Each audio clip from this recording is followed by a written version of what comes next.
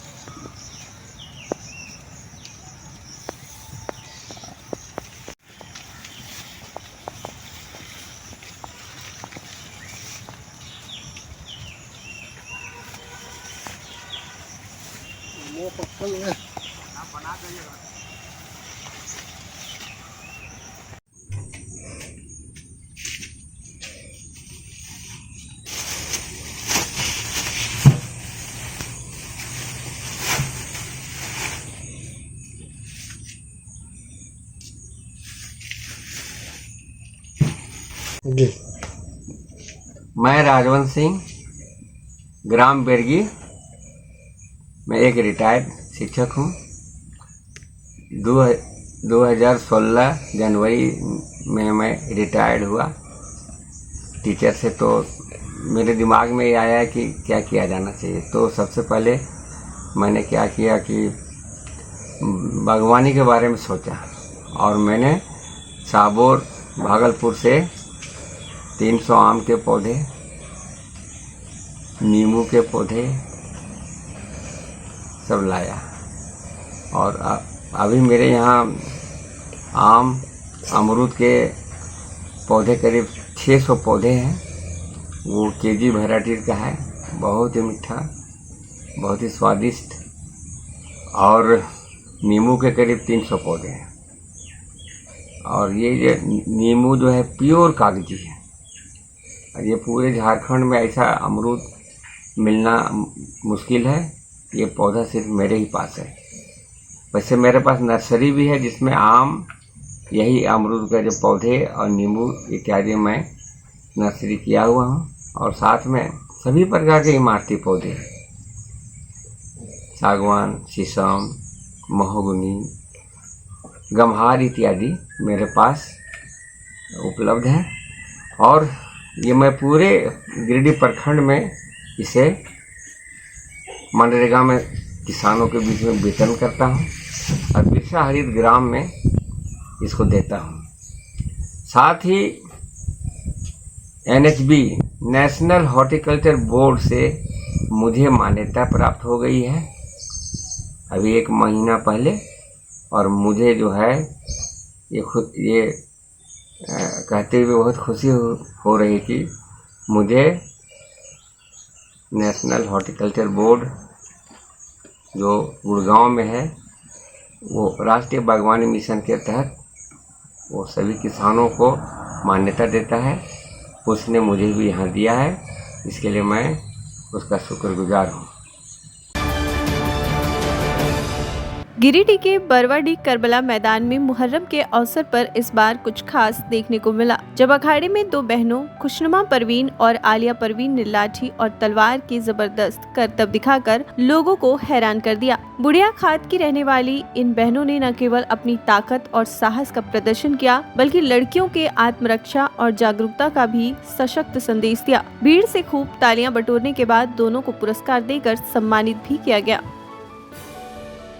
छोटे अंदाज में करते हुए ये खुशनुमा परवीन बुढ़िया खान की बच्ची बहुत ही बेहतरीन, लाजवाब, बहुत ही अच्छे,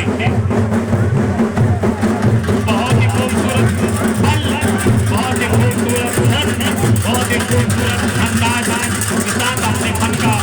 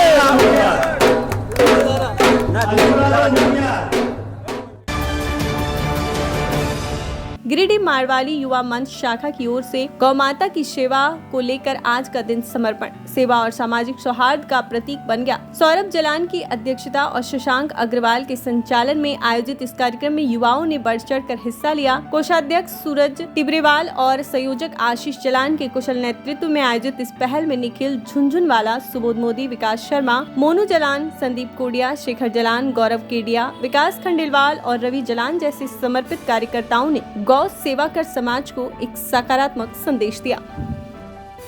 आज द्वादशी के दिन मारवाड़ी मंच गिरिडीह शाखा सभी अपने मेंबर्स के साथ में गिरिडीह गौशाला प्रांगण पहुंचे हैं और गौ सेवा का बहुत बड़ा काम में सब लगे हुए हैं। हम यहाँ पर गाय की दूध से, हरा चारा से और रोटियों से गाय की सेवा का करीब 300 से 350 गायों को यहाँ पर गुड़, रोटी और हरा चारा कराया गया।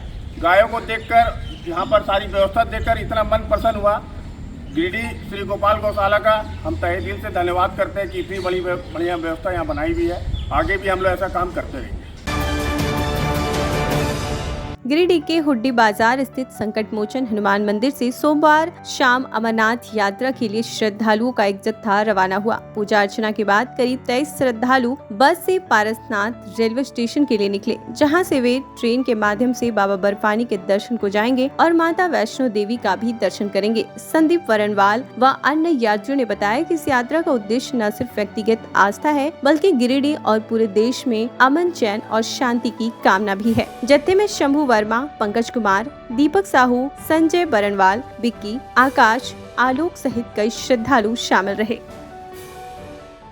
इस बार हम लोग बाबा अमरनाथ के लिए रवाना हो रहे हैं, जिसमें हम लोग 22-23 लोग हैं और हमारा टूर में जो है माता वैष्णो देवी भी साथ में शामिल है, जो हम रिटर्निंग में करेंगे। और हमारा यही कामना है भगवान से, महादेव से, जिससे कि हम लोगों की सुख शांति और पूरे गिरिडीह शहर वासियों का मंगलमय हो।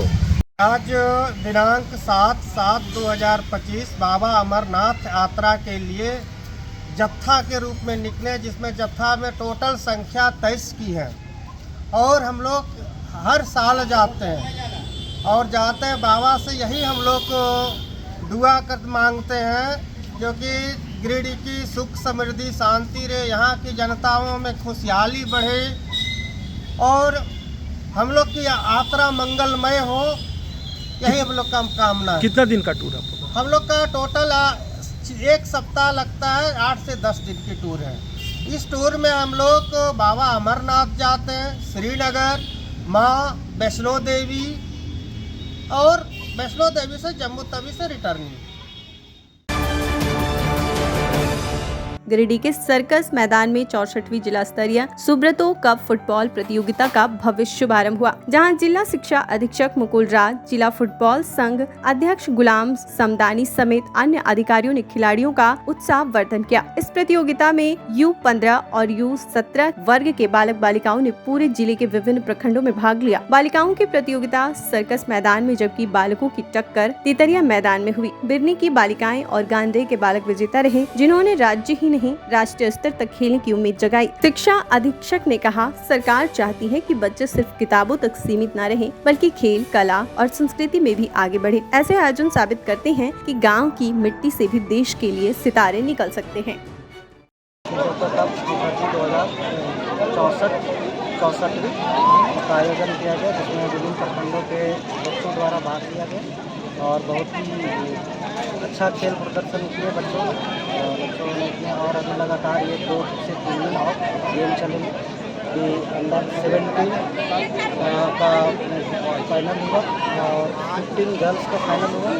कल अंडर 15 बॉयज़ का मैच होगा और फिर परसों जो है वो हमारा टीचर, इसमें अंडर 12 के बच्चे भाग। ये 64वीं सुब्रतो कप फुटबॉल टूर्नामेंट का आयोजन किया गया शिक्षा विभाग के द्वारा, जो कि आपका गिरिडीह हाई स्कूल ग्राउंड और तेतरिया ग्राउंड में किया गया, जिसमें से अंडर 15 बॉयज़ का आपका तेतरिया ग्राउंड में कराया गया और अंडर 17 गर्ल्स का गिरिडीह हाई स्कूल ग्राउंड में करवाया गया, जो कि बहुत ही सफलतापूर्वक हुआ। जो कि इसमें से हमारा निर्णायक की भूमिका में हमारे जिला फुटबॉल एसोसिएशन के जो हमारे जनरल सेक्रेटरी गुलाम रब्बानी साहब के द्वारा इनका करवाया गया। ये सब सारा आयोजन जो हमारा रेफरी जो थे सारा फुटबॉल एसोसिएशन के द्वारा था, जिसमें से बहुत ही सफलतापूर्वक ये किया गया। और मैं बहुत धन्यवाद देता हूँ मैं डीएससी साहब को, मुकुल राज सर को, मैं कि इस प्रोग्राम के लेकर के जिला फुटबॉल एसोसिएशन पर आप विश्वास किए और आने वाले कभी भी कोई भी किसी प्रकार का आपका गेम रहेगा, इसमें हम लोगों का निर्णायक या और भी किसी स्पोर्ट्स का खिलाड़ी लोग हमेशा आपका तत्पर के लिए खड़ा रहेगा।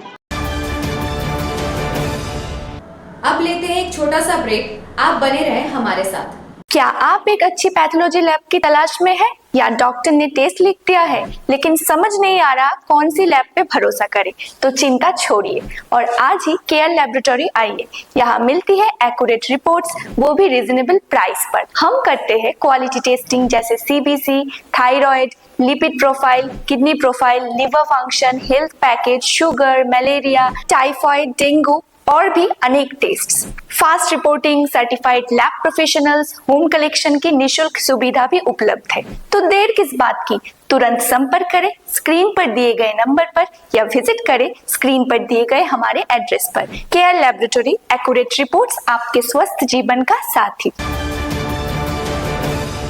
उच्च क्वालिटी का सोलर लगवाएं, बिजली बिल बचाएं और निश्चित धन कमाएं। प्रधानमंत्री सूर्य घर मुफ्त बिजली योजना के तहत झारखंड, मध्य प्रदेश, पश्चिम बंगाल और महाराष्ट्र के नागरिक अब अपने घर पर सोलर पावर प्लांट लगाकर न केवल मुफ्त बिजली प्राप्त कर सकते हैं, बल्कि अतिरिक्त बिजली बेचकर लाभ भी कमा सकते हैं। इस योजना में 78,000 तक की सब्सिडी, 300 यूनिट तक मुफ्त बिजली, 25 साल की गारंटी और 5 साल की फ्री सर्विसिंग का भी लाभ मिलेगा। 50 रुपए प्रति किलोवाट की दर से आवासीय, इंडस्ट्रियल, कमर्शियल स्थानों पर 1 किलोवाट से 2 मेगावाट तक के ऑन ग्रिड, ऑफ ग्रिड और हाइब्रिड सोलर पावर प्लांट लगाएं। इस मौके का फायदा उठाकर आप जिला और ब्लॉक चैनल पार्टनर बनकर भी लाभ कमा सकते हैं। अधिक जानकारी के लिए मिले अजय बिहारी अंकुर प्राइवेट लिमिटेड, महिला कॉलेज के निकट बरगंडा, गिरिडीह।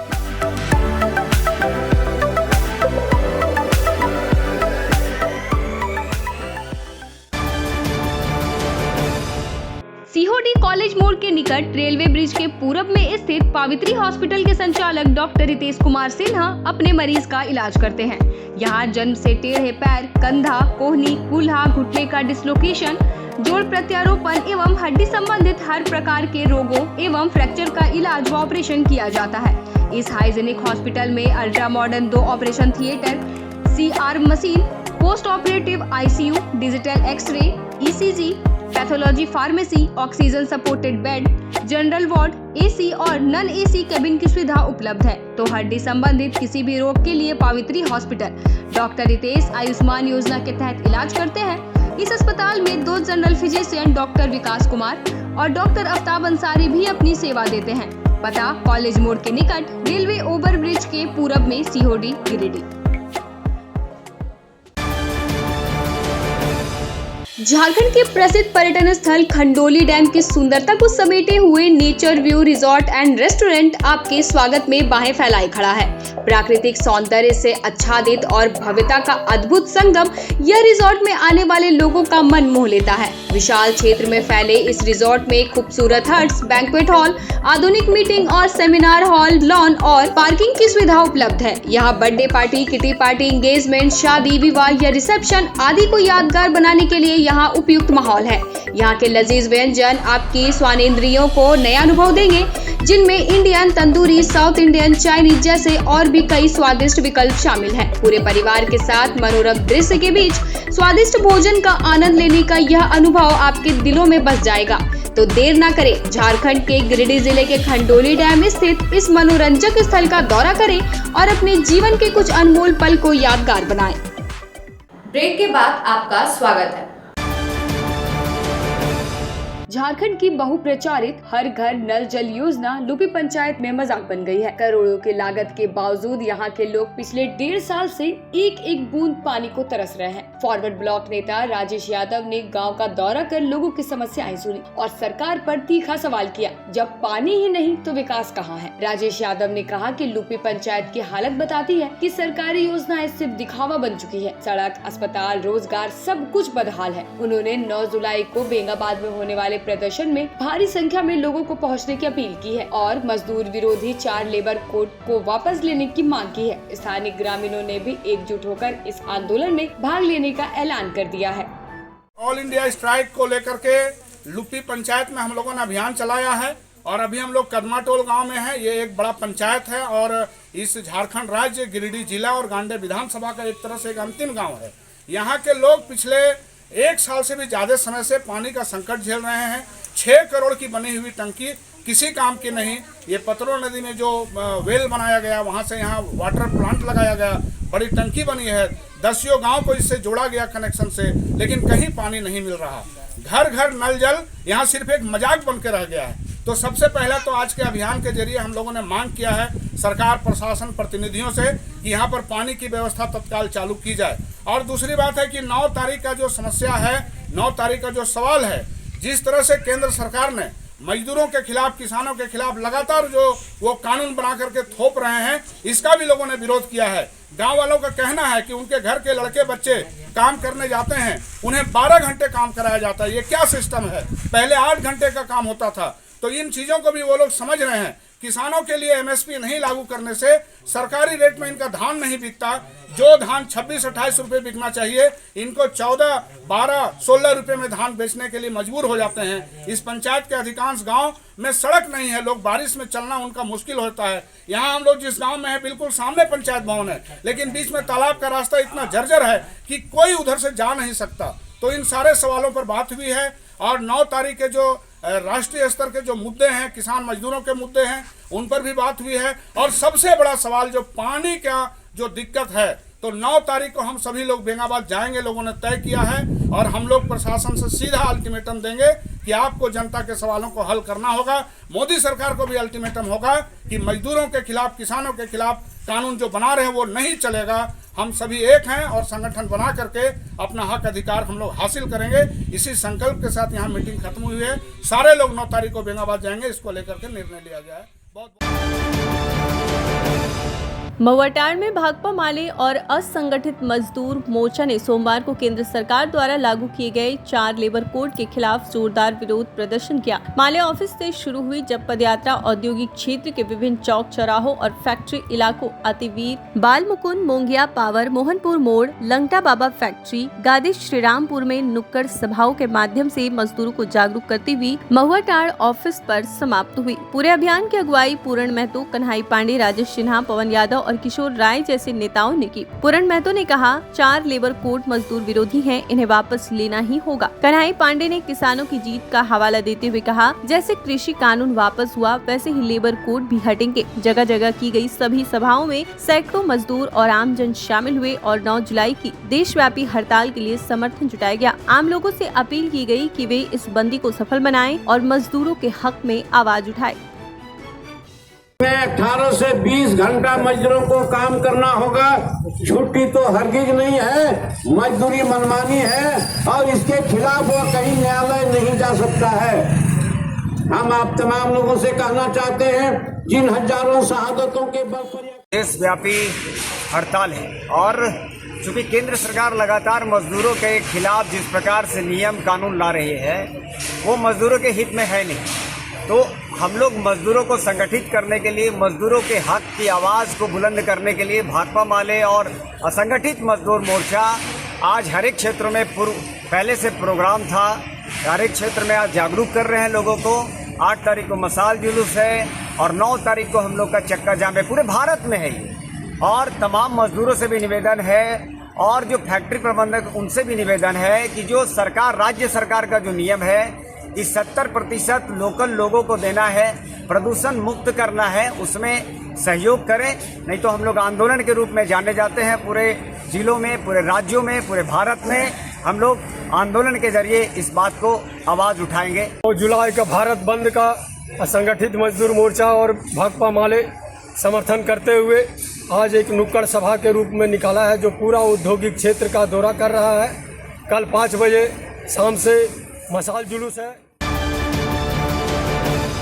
गिरिडीह 7 जुलाई 2025 आज जिला जनसंपर्क कार्यालय द्वारा जारी प्रेस विज्ञप्ति संख्या 280/2025 के अनुसार सहायक श्रमायुक्त श्री रविशंकर ने अपने कार्यालय कक्ष में एक महत्वपूर्ण बैठक आयोजित की। यह बैठक सर्वोच्च न्यायालय के निर्देशों के आलोक में ट्रांसपोर्टर व बस मालिकों के साथ की गई, जिसमें मोटर परिवहन कर्मचारी अधिनियम 1961 के प्रावधानों की जानकारी दी गई। बैठक में स्पष्ट रूप से बताया गया कि चालकों, खलासियों और अन्य परिवहन कर्मियों से प्रतिदिन केवल 8 घंटे कार्य लिया जा सकता है। किसी भी परिस्थिति में इससे अधिक समय तक काम कराना कानून का उल्लंघन माना जाएगा। बैठक में श्रम प्रवर्तन पदाधिकारी श्री वसंत नारायण महतो, बस मालिक कैलाश राम, विकास यादव, नरेश कुमार, गोकुल राम सहित अन्य परिवहन व्यवसायी उपस्थित रहे। यह बैठक श्रमिकों के अधिकारों की रक्षा और कार्य संतुलन को सुनिश्चित करने की दिशा में एक महत्वपूर्ण पहल मानी जा रही है। गिरिडीह में मोंगिया स्कूल में सोमवार को बरसात को ध्यान में रखते हुए एक सराहनीय पहल देखने को मिली, जब मोंगिया ग्रुप के चेयरमैन डॉक्टर गुणवंत सिंह मोंगिया ने शिक्षकों और पत्रकारों के बीच बरसाती वस्त्रों का वितरण किया। कार्यक्रम में डॉक्टर मोंगिया ने कहा कि समाज निर्माण में शिक्षकों और पत्रकारों की भूमिका सबसे अहम है। ऐसे में हर मौसम में उनकी सुरक्षा और सुविधा का ख्याल रखना भी जरूरी है। इस मौके पर स्कूल के प्रिंसिपल, डायरेक्टर और अन्य शिक्षक गण मौजूद रहे।